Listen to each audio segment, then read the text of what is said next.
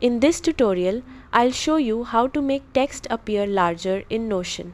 While Notion doesn't let you choose custom font sizes, there are a few built-in ways to make your content stand out. Let's get started.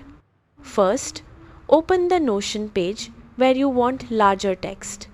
Click the three-dot menu in the top right corner of the page. If small text is enabled, click it to turn it off. This makes the text on the page slightly larger and easier to read.